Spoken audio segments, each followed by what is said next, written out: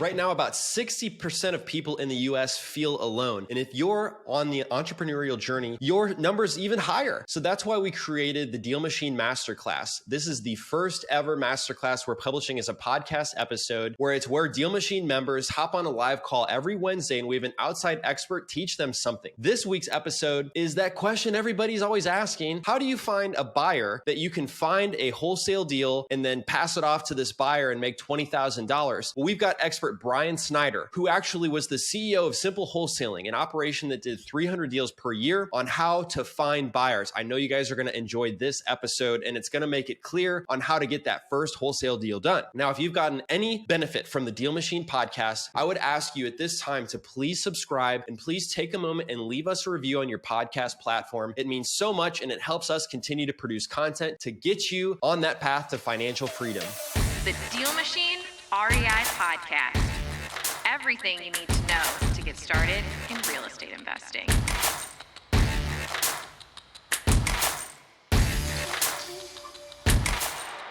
Hey everyone, so glad to see you guys. Love to see people out and about in the field. I see you, Brooke, in your car. I love seeing everybody with their cameras on. Feel free to turn it on if you want to join in on the fun. It definitely makes it way more interactive and personal. I love Justin French has got the dance going on. I love that. So we've got a very special masterclass for you. And before I introduce our special guests, I wanted you guys to start sharing some wins. And this could be a deal that you almost got. It could be some properties that you added. We love to start these things off with good vibes, and just go ahead and type in the chat there if you've got something to share. I'm still glowing. Just bought another property a couple of weeks ago, and this thing cash flowed even with the interest rates like we're at right now. So I was very pleased and pumped to be doing deals back in the game. If you guys don't know, like I started out looking for off-market real estate to find cash flowing rental properties. And I bought like 9, kind of stopped when DealMachine really took off.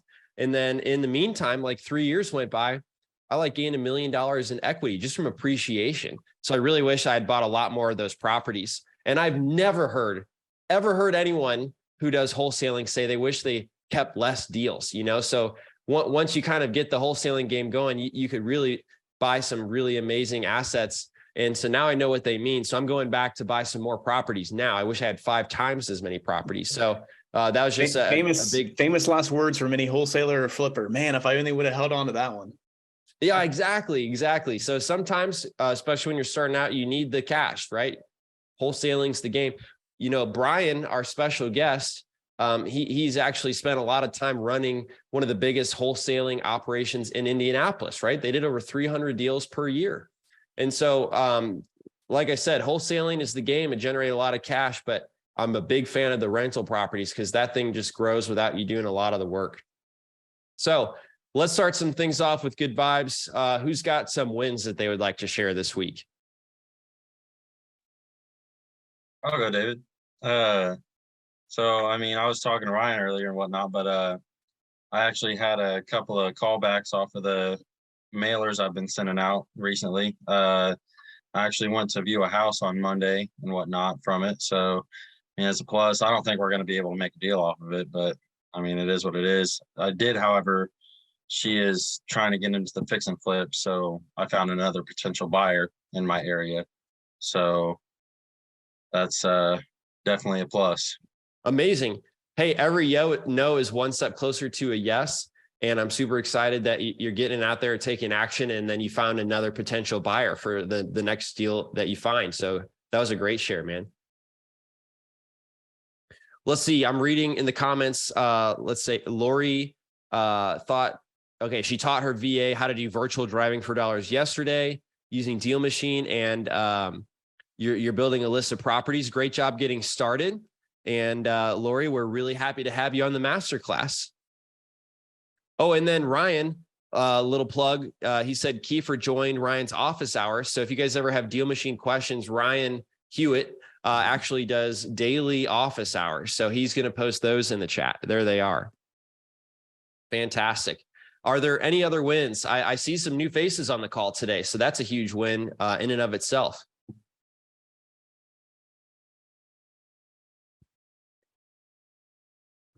Nate, you sent out a postcard a few weeks ago and you got a call on Monday, visited the property and might have a deal. That sounds promising. Good job, Nate. How many postcards have you sent out, by the way?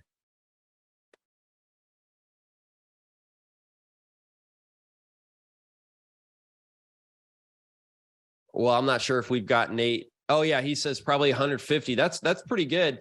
I'm not sure which market you're in, but you're definitely headed in the right direction.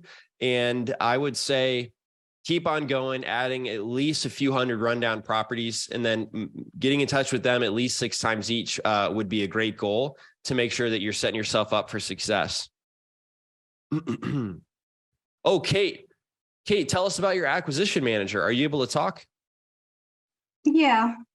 Sorry. Yeah, we just hired an acquisition manager recently, and I'm super excited to have him join the team, the Waco team. June 19th is actually when he starts. So we actually sent him all of the information that he's going to need to get started with our team. So I'm super That's pumped. amazing. Yeah. That's incredible. How did you know that you were ready to actually find an acquisition manager?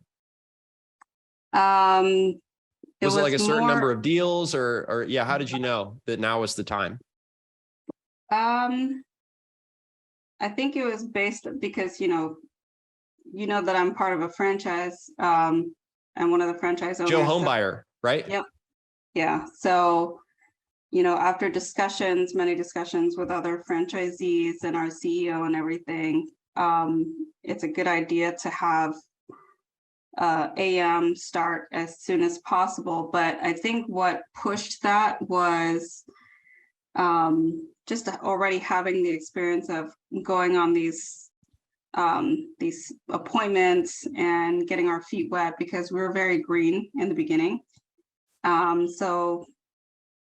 And because I'm not that much of a closer, I'd rather hire someone who can close.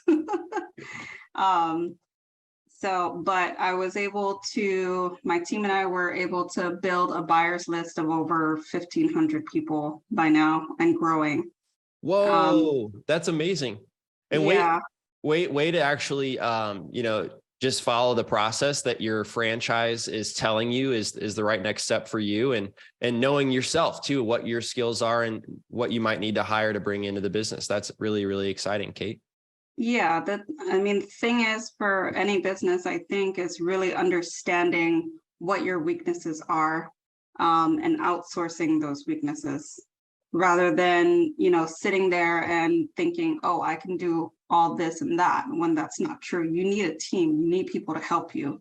And if you can't do it, especially knowing that there's a lot of stuff already on the back end that you have to do, outsource the things that, that people can do for you. 100%. So that's very insightful and an awesome share. Thank you so much, Katie. Sorry, and I realized I was calling you Kate. I was misreading your name, Katie.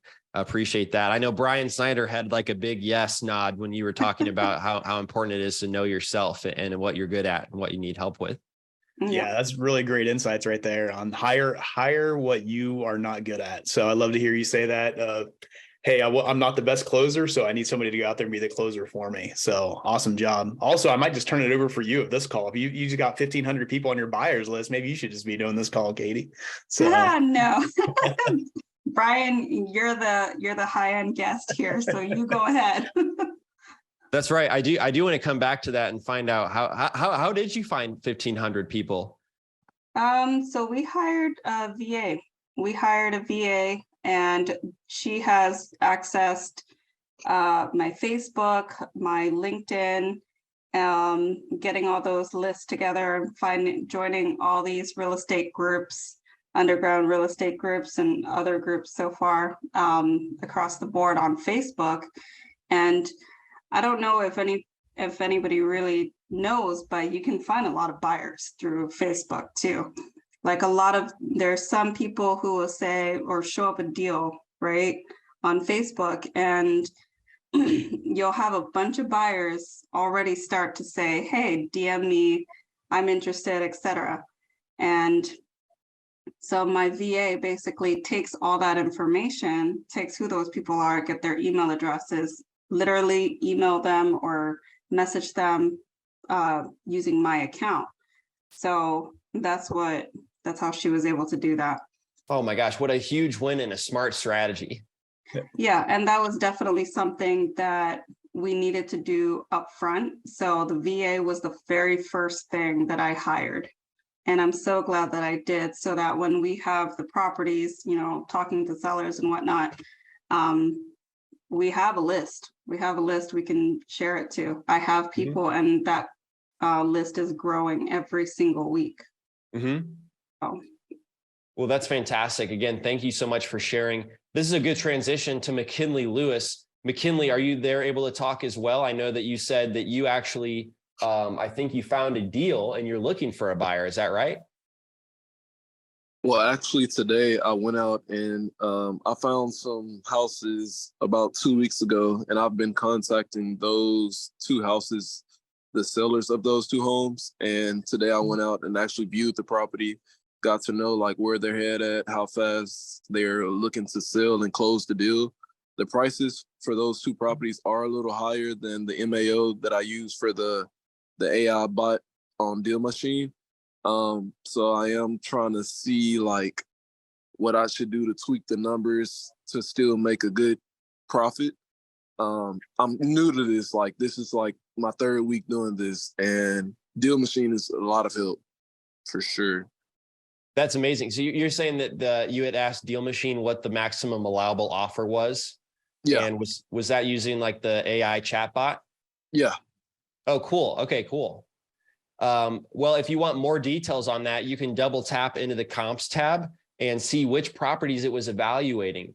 And so if you see any properties that look like they shouldn't be included, maybe throwing those out could change the maximum allowable offer. So that was one thing that I might suggest taking a look at. Really great job getting that lead, man. Thank you. Thank you. And then Otness, I hope I'm saying your name right. It looks like you had a commercial building rehab project. You want to tell us about that? Yeah, so I'm at work. Yeah, just got a commercial property under contract about a year ago. Never done commercial before, and found it driving for dollars. Just found the building, and it was run down, and it was an old printing shop. We turned it into like a commercial kitchen and a retail area up front. And so that's been a whole new learning curve of just figuring out and finding what to do with commercial. So big learning experience. Don't know if I'd do it again right away. Was doing residential before and looking forward to getting back to that, but that's kind of taken all my time this last year. So really excited to be done with that, so we can get that rented out and get back to. Well, I'm glad that it's finished, but I'm also kind of excited that you tried something new.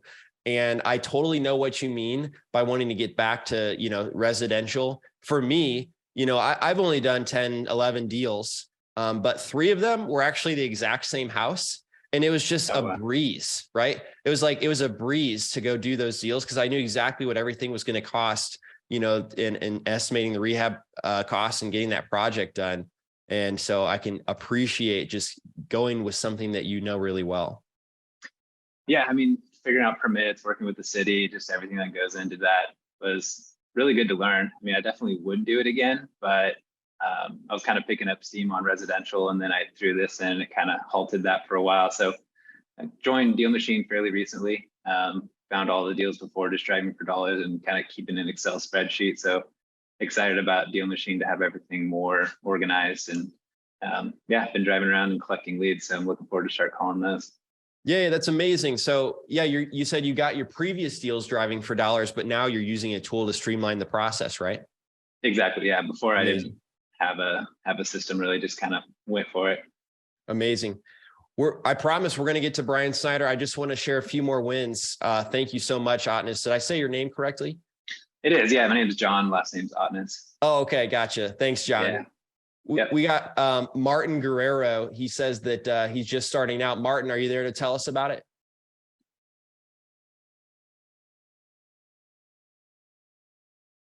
Martin said he sent out his first few postcards. So Martin, if you're able to chat, we would love to hear from you, and appreciate everyone sharing those wins. And we got some people in the waiting room, going to let them in. So Brian Snider and I, we've been fortunate to know each other for about 5 years. We both used to live in Indianapolis. We've both since moved away. During our time there, that's where I've done all my deals. And Brian, he ran Simple Wholesaling, which was doing 300 deals per year at the time that he was running it. Brian, how long did you actually lead Simple Wholesaling? For the last 2 years. So I was with the team for about 5 years, and sat in the CEO seat for 2 years. Yeah.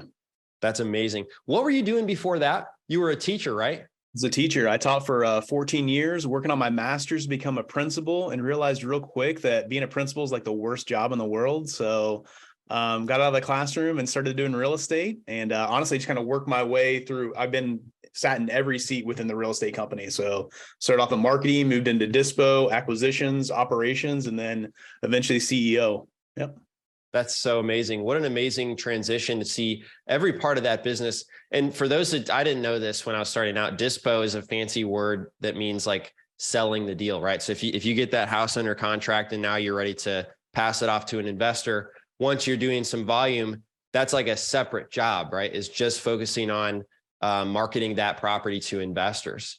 And so, yeah, 100%. So you got to dispose of it. So dispositions, dispo, like we like to call it. And it's an important part of the business. And I think it's a piece that gets overlooked. I love the fact that Katie was bringing that up earlier of like, hey, she wanted to make sure that she had her buyers list, kind of get that list going. That way, when she does get a deal, then she's able to sell it a lot easier. So I feel like a lot of people spend a lot of time on marketing and acquisitions, and then like, oh, wait, I got a deal. What do I do with it?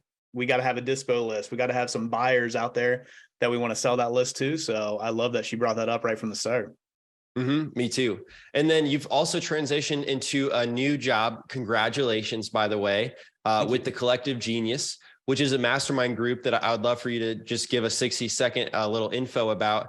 But masterminds, they typically will kind of separate people by experience. So people who are doing like 100 deals plus are in one group, or if you're doing 10 to 50 deals per year, you could join a group like Collective Genius and meet 4 times a year and be with those people, just to help sharpen each other up, give each other not only motivation and inspiration, but help solve some of your biggest problems. Anything else that you'd like to say about Collective Genius, Brian? Yeah, the Collective Genius. I've been a member of Collective Genius for about 6 years now. And so I came on team just this past year in January as the COO of the company. And really what we want to do is we want to create a platform where real estate investors can come together, collaborate, learn from each other, and help each other out. And we have different levels, like David was mentioning. So we have a group called CG Elevate, which is for like 10 to 30, or people that are doing like 10 to 30 deals a year. And we got a group called CG Select for people that are doing in between like 30 and 100. And then CG Premier, which for people that are doing like over 100 deals a year, have a rental portfolio or commercial stuff, things like that. So it's been an amazing experience for me to be a part of the group when I was operating as a wholesaler and a flipper and things like that. So to be able to learn from other people. And it's been amazing to come on. I've realized that my passion in life is to help other people. And through CG and being connected to people like DealMachine, I'm able to do that in such a great, I've been able to provide, or I've been able to do that with such great platforms to be able to focus on just helping people and digging in their business and figuring out how to make it more efficient. I'm so glad you're here because you have such a breadth of knowledge, and you also ran a meetup to help brand new wholesalers in Indianapolis for quite a long time. So even though you've been the CEO of this big operation, you've been a member of Collective Genius, which is a lot of organizations do a lot of volume. You're really in touch with like what it takes to get that first deal done. If you had like 3 common, pitfalls of people who are starting out, like what do you think those would be that this group could hear and take away and have a greater chance of success? I'd say so we kind of mentioned one right away. I don't think people spend enough time on dispo. They focus a little bit too much on the acquisitions and marketing and stuff like that. I actually view being able to talk with my buyers in dispo as I let that run my business. So if you can figure out what your buyers are looking for and what people want, now all you got to do is go out there and be able to find those properties, because connecting with your buyers, basically what price you need to get them at, what they're looking for, all that type of stuff. So focus on, spend as much time on dispo as you do acquisitions, I think is one thing. The other thing is I think people spend way too much time on doing things that they're not good at. We mentioned that before. Katie brought that up even too. Like people focus, it's really, we're kind of all put in that spot at the beginning where we're solopreneurs and doing things all on our own, wearing too many hats. But if we were actually to spend a little bit of money and make an investment into that business ourselves and hire some of those things out, we're actually able to grow a lot quicker. So great book I actually just finished reading is from Dr. Ben Hardy. It's easier to 10x something than 2x something. So basically being able to put some gas on the fire and really go with it, I think is really important. And then maybe a third thing is that people need to, I feel like when you're in this industry, a lot of times, like I knew it was this way for me.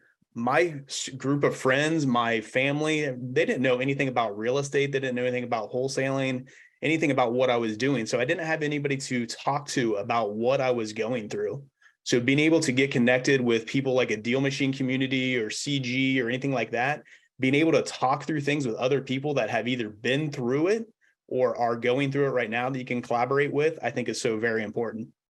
Man, those are 3 great tips. Focus on your dispositions and think about doing things that you're not good at and getting those done by somebody else.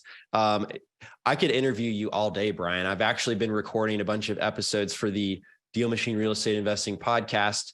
The Masterclass is usually hosted by Matt Camp. He's on vacation. He took 2 weeks off vacation.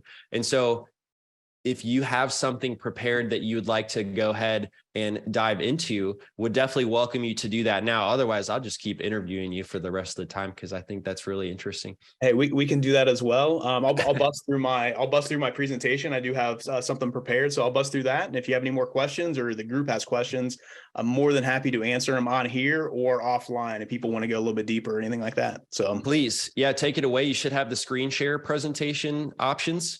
And I love the chat. We've got even a wholesaler from Indianapolis on here today, which is really exciting.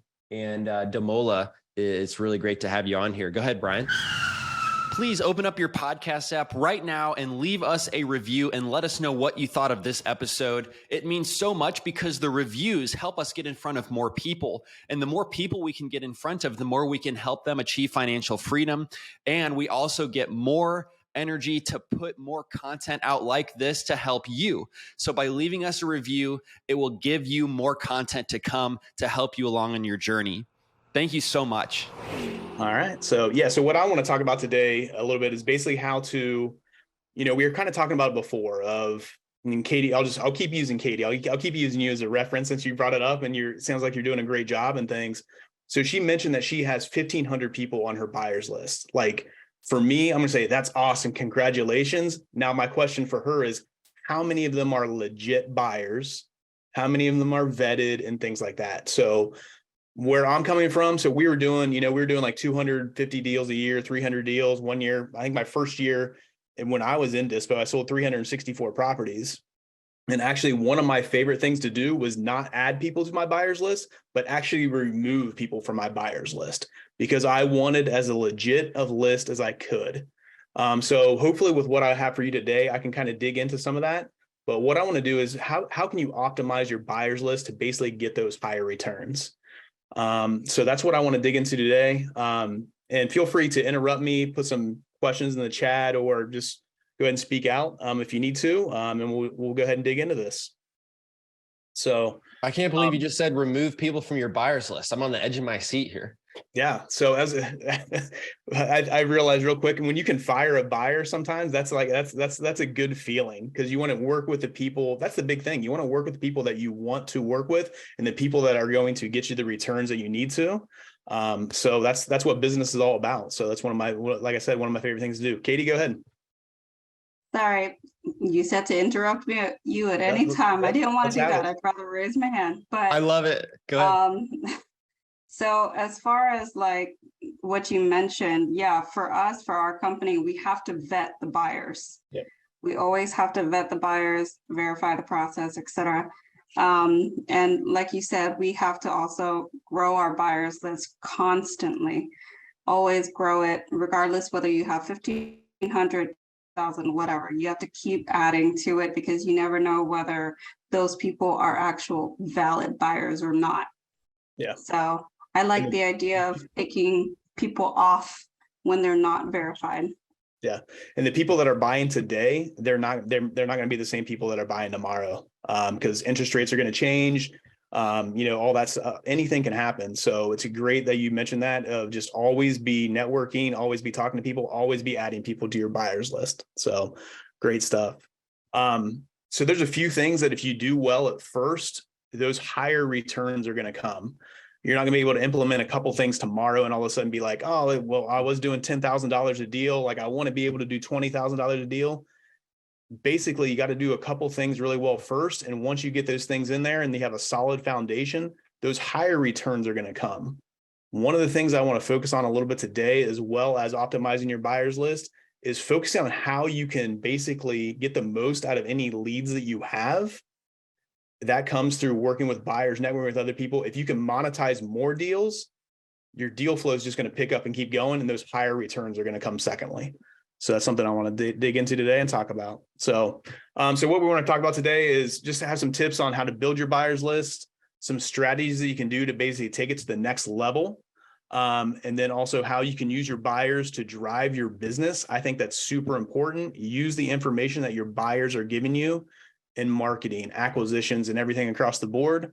And then also I want to talk about some mistakes that I see a lot of people make with their buyers, not to necessarily be negative about it, but hopefully use as a learning tool that we can build off of. All right. So just a little bit, my credibility. So if you're like, okay, who is this guy? What's he talking about? So I did lead a team here in Indianapolis. Like David mentioned, we did 250 deals a year consistently for over 6 years. I've also done, over 50 business operating system implementations with a lot of high level real estate investors across the nation with sharper business solutions. Basically got to travel around the US, go into businesses and help them implement operating systems. So I've seen that kind of ins and outs of a lot of different businesses. And then I'm the COO of Collective Genius, which is I consider the community of the highest caliber real estate investors across the nation. So David's a member of CG. Love the DealMachine group in there. All right. So what I hear a lot of people, usually what they're experiencing with their buyers, basically they may be able to get deals under contract, but then if they're having trouble, it's usually one of three things that I usually hear about. Either once you get under contract, you're unable to get it moved for the price that you want to get it moved at. Your buyers maybe have too many contingencies when it comes down to it, or maybe the lending falls through at the closing table. So those are some of the top issues that I usually hear with people like, my buyers aren't just working out, or I don't have enough people, or I can't get this deal moved. It's usually one of those three things that usually comes across the table that you're usually dealing with. All right. So generally these reasons happen because you haven't taken the time to vet your buyers, to really dig into what they want, what they need, what they're looking for. So you haven't really dug into vetting those buyers, or you necessarily don't have a process to vet your buyers and to send out deals that you're using consistently to sell those things. All right. So what I consider maybe the three top areas of focus when you're in that dispo seat is focus on strategy, not just your strategy, but also your buyer's strategy. So focusing on your strategies, and then relationships. Relationships are huge. You can find a lot of buyers, develop a lot of relationships through other relationships that you have. And then also your resources. Who are you connected with, and how can you be a resource to all those people? So if you can kind of focus on these three areas, it's really where you dig into and find the most legit buyers that you can for your properties. All right. So number one, focus on kind of what is your exit strategy. You're coming across using DealMachine, trying to find deals. Obviously, you might be wholesaling. I kind of started that one because that's where I'm going to kind of focus today as we're talking about buyers and stuff, but also focus on, can you wholesale it or maybe novate it? That might be a way to maybe utilize a little bit more of your deals. Can you do something creative? Can you flip it, or your buyers flipping? Are they burring, or are you holding? Are those things that you can do? So focus on those exit strategies as well, because that's what all your buyers are doing. But for the sake of today, what we're going to kind of really dig into is, if you're wholesaling, what can you do to utilize your buyers list and optimize it? All right. So some relationships that basically help you build your buyers list. So there are a lot of people that I guarantee you're connected to, that you can talk to and have conversations with, that can really help you build that buyers list and find the most legit buyers that you can. And if you don't have relationships with these people, this is where I would start. When it comes down to it, like network. And these are the people that I'd be networking with as much as possible. So number one, real estate agents.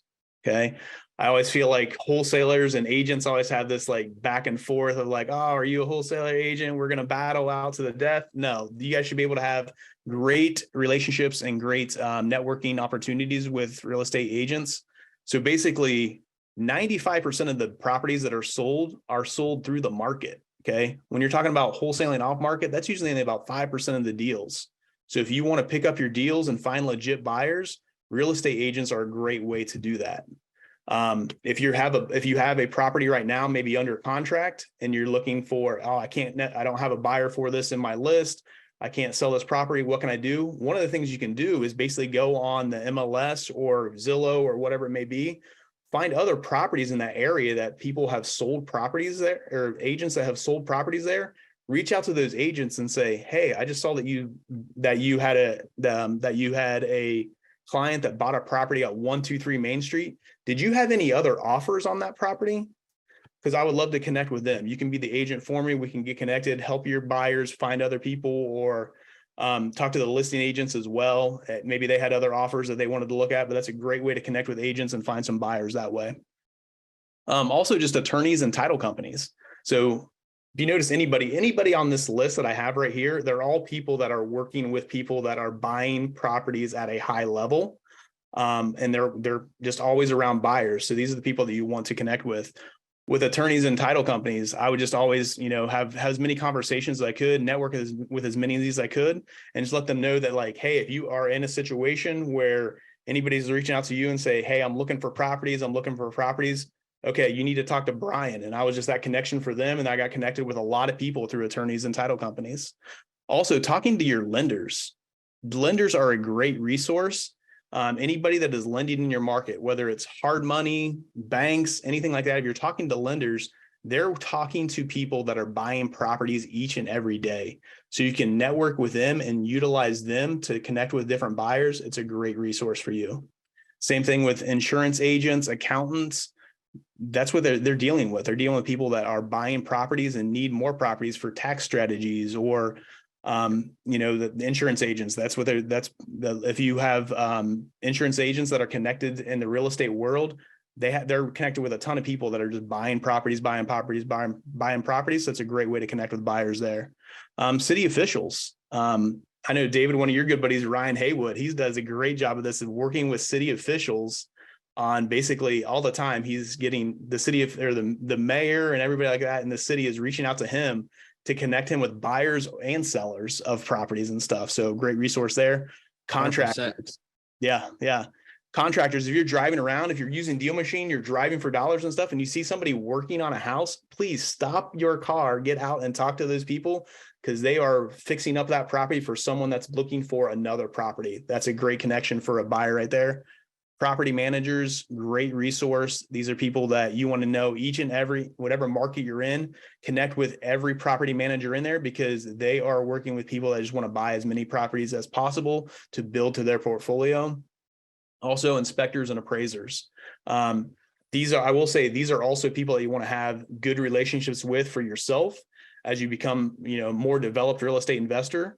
For marketing purposes, acquisitions, but also for dispo and your buyers. So great resources here. This is a list that you should all be contacting to reach out to as many people as possible and networking with all these people. I used to basically try to set myself goals and my team members goals throughout the week of, hey, how many conversations did you have with people that are on lists just like this? And it was actually one of our KPIs that we would track each and every week. All right. Oops. So 3 ways to build a buyer's list. This is not too sophisticated. This is pretty straightforward, but honestly, 3 great ways to build a buyer's list. Number 1, it's just network. I just went through that list of the relationships. all those people on that list that you're talking to, they are going to bring you vetted buyers. So by talking to people, just working with people, networking with people, that's how you find those vetted buyers, that people that you want to put on your list and get out there and talk to those people. I realized real quick, once I got into the real estate game, if I basically, let's say, for example, I went out to a restaurant, sat at the bar and had a drink. And if there were 3 people around me, at least one of those people were in real estate in some way or knew somebody in real estate in some way.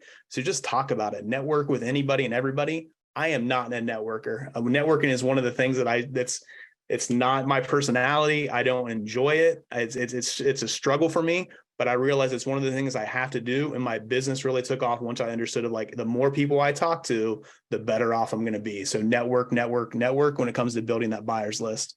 Social media, also a great resource right there. So I mentioned that I'm not a great networker. I am not a big social media person either, but it's a great way to connect with buyers. So Katie gave us a great example at the beginning of this call of get on there. Somebody else is posting a property.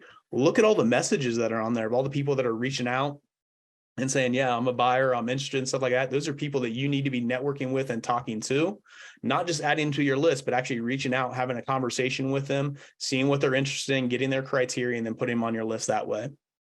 And then also, I think this is something I think is very important. I think it's overlooked as well. If you can put yourself out there as an educator and educate your buyers as much as possible, that's how you put yourself in the forefront of being the person that people want to know within the real estate space in your market. So if you have that education mindset, it's a great way to put yourself out in front of your buyers, connect with them. And also, if you're just educating your buyers as much as possible, they're going to trust you. And when you do have a deal and say, hey, this is perfect for you because of this, this, and this, that's when you're going to make great relationships with their buyers that way as well. All right. So your buyers list, make sure you're not just adding people to your buyers list, but also you're nurturing that buyers list. So it's not just a list that you're sending deals to and sending an email out to or a text blast out to. Okay. What if you actually spent time on Dispo like you do your acquisitions? Okay. Spend time talking to people, nurturing those lists. Think about how many times you have to talk with sellers and connect with sellers maybe before you get a deal. It's usually like maybe 6 or 7 times you have to have a conversation or reach out to a seller. It might be the same thing with Dispo, okay? Spend some time on talking to your buyers and find those people that you really want to work with and that you want to send deals to and find deals for. Check in with your buyers regularly to verify their goals, their buying criteria, and if they're having success or failures.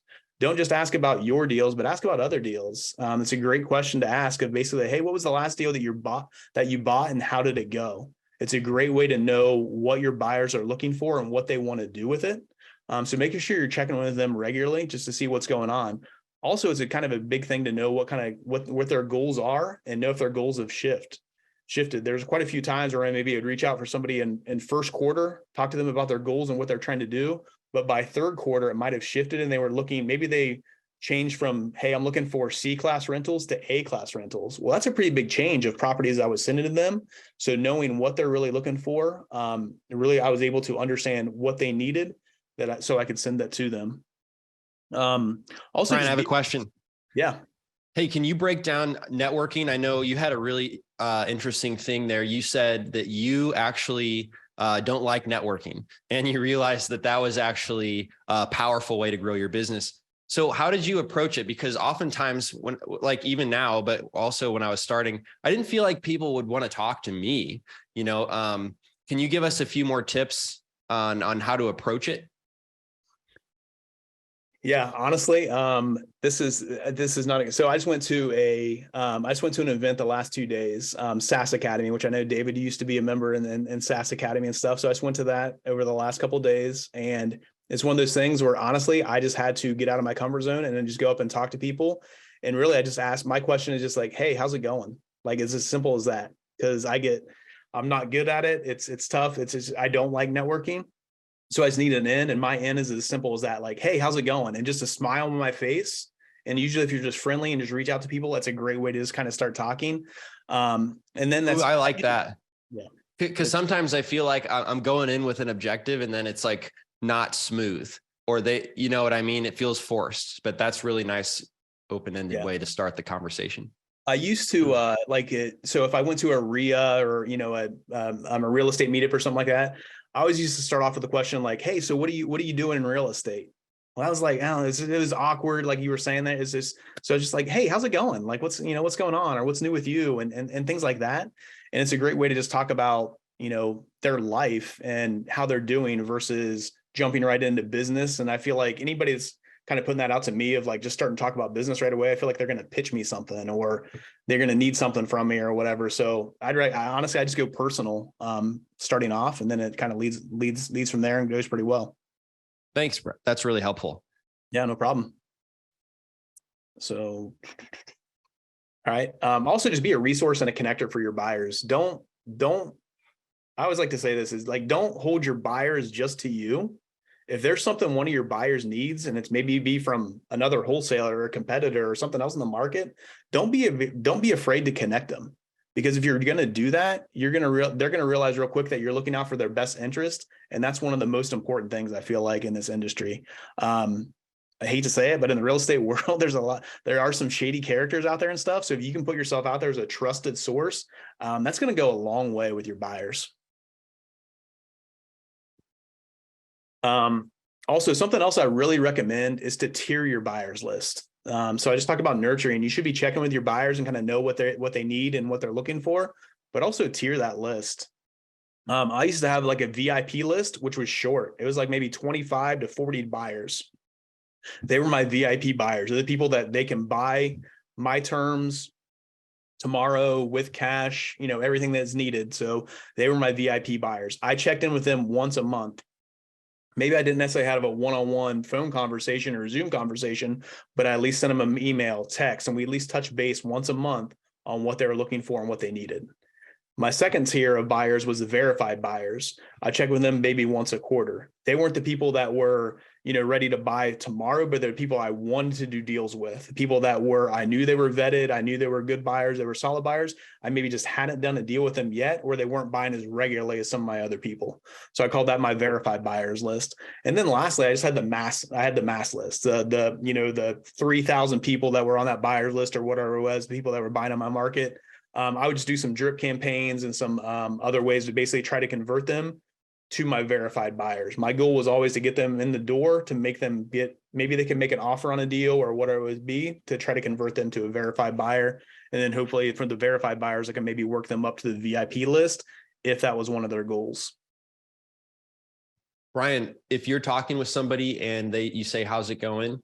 And you kind of get further along the conversation, do you tell them at some point that you're a wholesaler? That was a question from in the chat. Yeah. Kathy. I believe in 100% transparency. Let them know kind of exactly what you're doing. I wouldn't say a lot of people, people know wholesaler. So I'd basically just say I'm a deal finder. I want to be a resource for you. That's the way I would always look at it. I think if I can position myself as a resource for anything that they needed, that's what I wanted to be. I wanted to be that connector, that resource for them. So I might say, hey, I'm a real estate wholesaler. I'm looking for deals, trying to connect with buyers. But basically, I want to know what you want to. Let me know what your goals are, so I can be a resource for you. Maybe it's a property, maybe it's a lender, maybe it's something else. But I'd love to help you out in whatever way you need to be. Amazing. Thank you for answering that question. Yeah, no problem. So some things you can do with your buyers as well. I kind of mentioned that, to be a resource and be an educator, some ways to maybe take it to the next level. We started putting out a lot of content for our buyers. We started a podcast. It was called the Indie Investor Pod. It was geared towards teaching people how to be a successful real estate investor in Indianapolis. And you can do this for your market. We wanted to position ourselves as the go-to people that had the best deals in Indianapolis. And it doesn't necessarily have to be a podcast, but if you can do some content to educate people on different things, whether it's how to be successful in the market, some different case studies, neighborhoods, strategies, expert guests, have like people like that on there and stuff. If you've ever sold a property to a buyer, always check back in with that buyer and see how that property or how that deal went for them, what they did with it. That's a great case study and great content that you can use to show your other buyers of how another buyer was successful with one of your properties. We had an exclusive private Facebook group too that we put content on, gave people first look at properties, featured our other buyers, things like that. We got pretty competitive with it. I mentioned before that we had a VIP list, a verified list, and a mass list. Like our VIP list, like it would be, we made it competitive for our buyers. We wanted to be, if they would ever back out of the deal, like we kicked them off the list. If they didn't open 2 of our emails in a row, we kicked them off the list and they had to earn their way back on it. So we got pretty exclusive with things like our private Facebook group and our VIP list. Also, one of the things I think is important too, be okay with making $0 on a deal for your VIP buyers. Those people that are, great buyers for you and you want to do more deals with. Sometimes you're not going to make $100,000 on every deal. Sometimes you got to be okay with making $0 because the end goal is to get the buyers the properties that they want. And if that's the case, if you need to bend over backwards to just help them out a little bit, I guarantee down the road it's going to pay off for you. Some of the mistakes, like I said, I don't mean this to be negative anything, but these are some of the mistakes that I see other wholesalers may be making that I just wanted to speak to, and maybe it'll just help you guys out a little bit. So that sometimes they're basically their buyers list is just an email list. It's just the people that they're just adding to, and just sending out deals to, and that's the only communication that you're ever having with them and everything like that. I do view that as a mistake. Find those people that you have conversations with and figure out what they're really looking for. Like I said, the only communication buyers receive is when they send out a deal. There should be more communication than that. I put deal in parentheses because I think the underlying tone between all of this is it can't just be a property. It's got to be a deal. If you want to, connect with your buyers in the best way as possible, you got to actually have deals for them, not just a property that you have under contract. So understand the difference between a property for sale and a deal for sale. Also, I see a lot of wholesalers maybe get hung up on EMD and their terms. You should have your terms and you should have the way that you want to do business, but don't be too stringent with them. Get the deal done, whatever way that needs to get done. I think that's more important, especially when you're starting out. Do as many deals as you can, not just the home run deals or the deals that you're going to make, a certain amount of money on. Also, just not having enough info or visuals or access. Get as many pictures as possible. So if somebody sends me a property and it's got like 10 pictures in it, that's not going to be enough for me to analyze a property and give them a good offer on it and stuff. So make sure that you have enough pictures, enough visuals of that stuff. Also, when you're talking to sellers, make sure you're talking about access. Make sure put it in the contract if you need to, like how you and other buyers or inspectors or whatever it may be, contractors have access to that property as well. I got a question. Yeah, go ahead. When it comes to photos, typically they're going to take a photo of each room. What are the extra photos that they might not be thinking of that are very helpful for you? One thing that's coming to mind for me is like the electrical panel. Yep. The electrical panel underneath the sinks and stuff, like open up the doors of underneath the sink, take pictures of the plumbing, things like that. Every room should probably have at least 4 or 5 pictures taken of it. Don't be the person either that tries to hide the bad by not taking pictures of it. Like, be super transparent. My acquisitions people, if they ever went out to a property and took pictures, if they came back with less than 50 pictures, that wasn't a good walkthrough for them. Basically, they needed to have at least 50 pictures of every property. And this is just me. David, maybe you can speak to this too as a buyer. I would much rather see pictures than a video. Videos are nice, and it's a nice touch if you can do both. I think that's great. But if I had a choice of one or the other, I'd much rather have pictures versus a video. I think so. Yeah. Because a detailed video will take like multiple minutes to walk through. Yeah.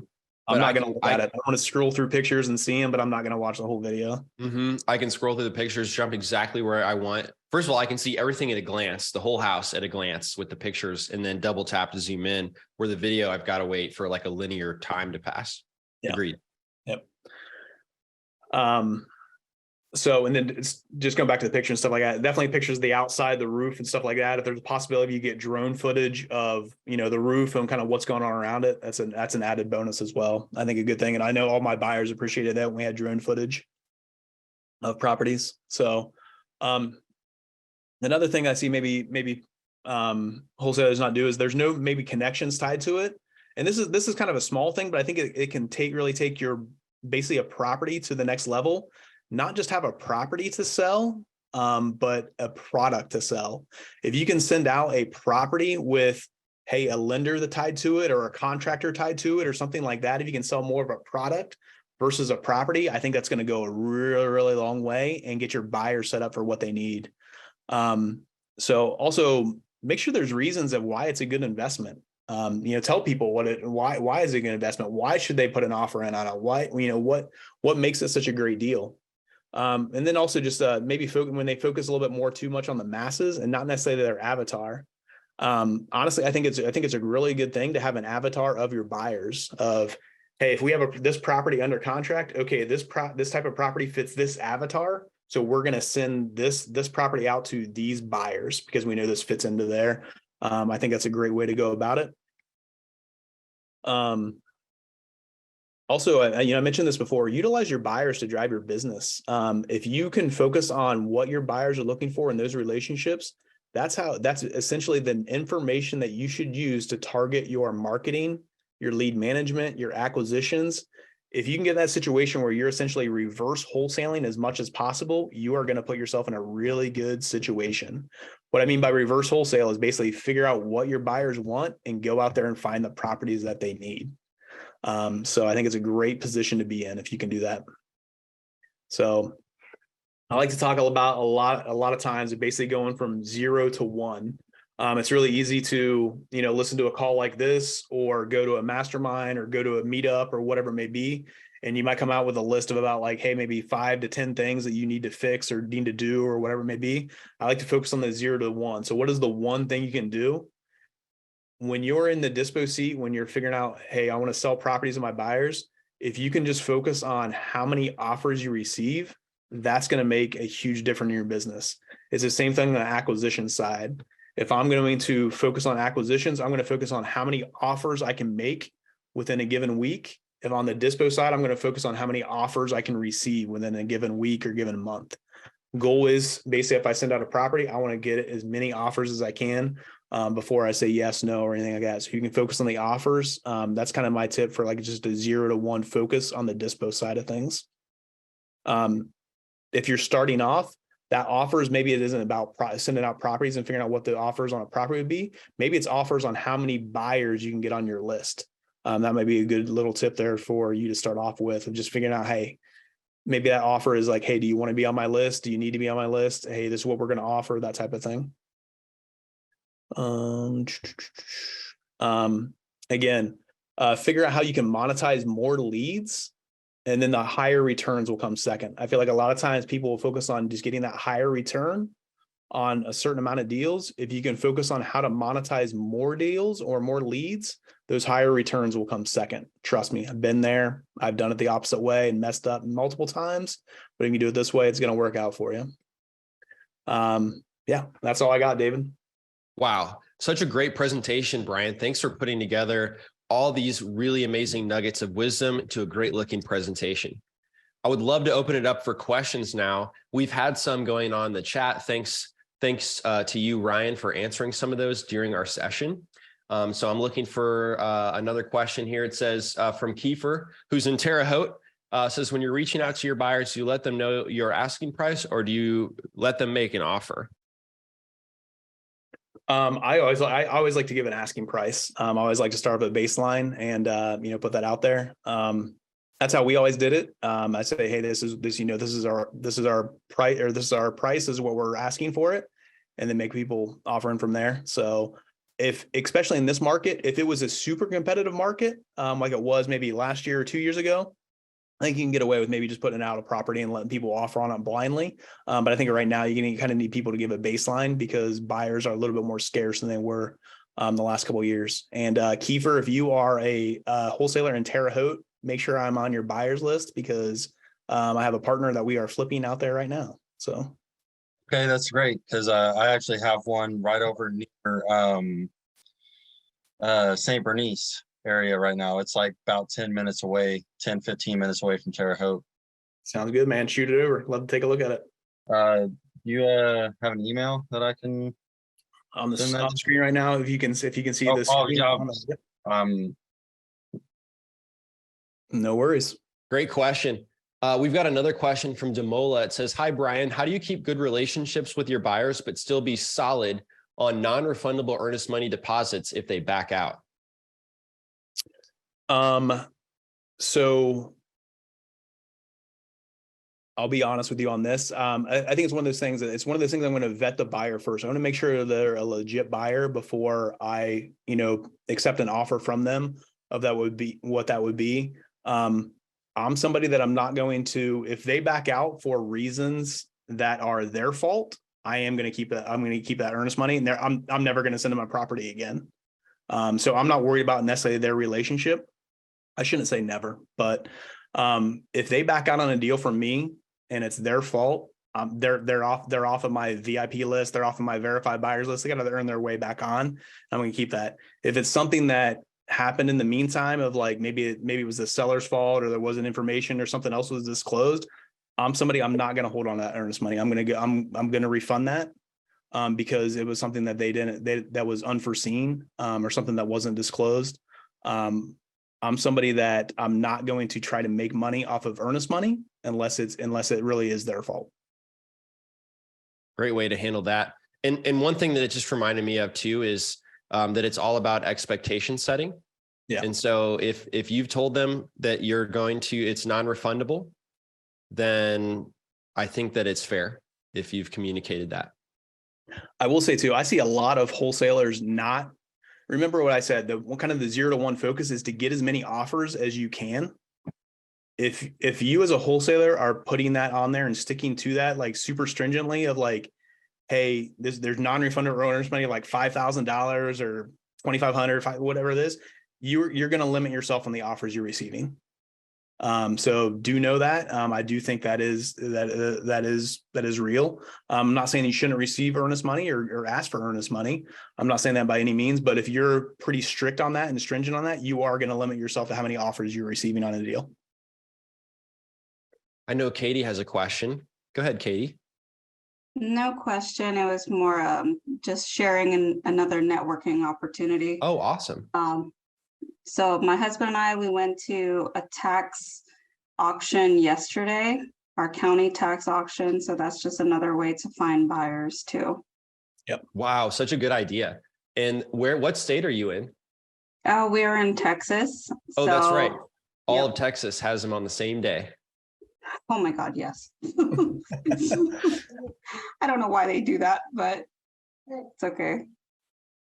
Okay, great. So everybody there is obviously a buyer because you have to bring an actual cashier's check to bid on a property. So they're qualified buyers. And that would be right up on Brian's probably tier 2 list, right? Because they're verified. 100%. Yeah. But we've noticed that there was 2 auctions in the same area. It was a tax sale auction and a mortgage pre-foreclosure auction.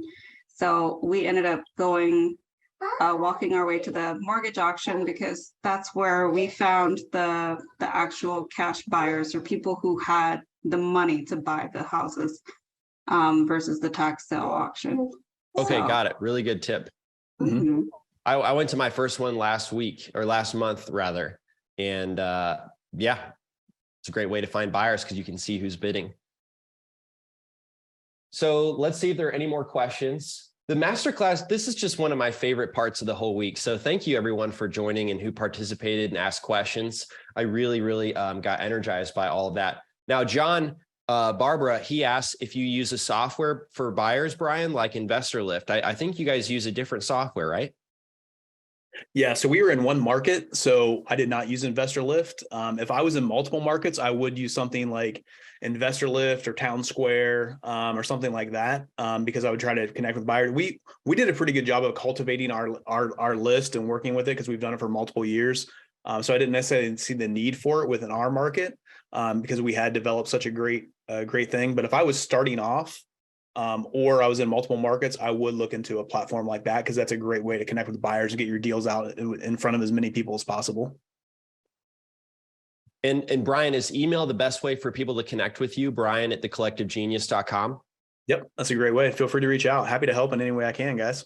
Amazing. And one final thing to send us off is Andres Toledo has a tip for networking that you should actually do real estate jokes. And here's his very best real estate joke, just to send us off and end the call on a high note. What do you call a detective who is also a real estate agent? ... Sherlock Holmes. So with that, we'll see you guys next week. Same time, same place. If you guys want to actually listen to replays, we've got the whole library with a special link in the chat. But if you want to, going forward, more easily listen to these replays when you're out and about, we're going to start actually posting these on the Deal Machine podcast on Fridays. And so I've got the link down there. If you want to subscribe to the podcast, you'll see whenever those come out on Fridays, and you'll be able to listen more easily without having to sign in to that portal, et cetera. And also there's a networking sheet. If you guys want to, I know I saw some chats here. I know we had some investors in Utah, Indianapolis that wanted to network or be a buyer. We actually have a sheet.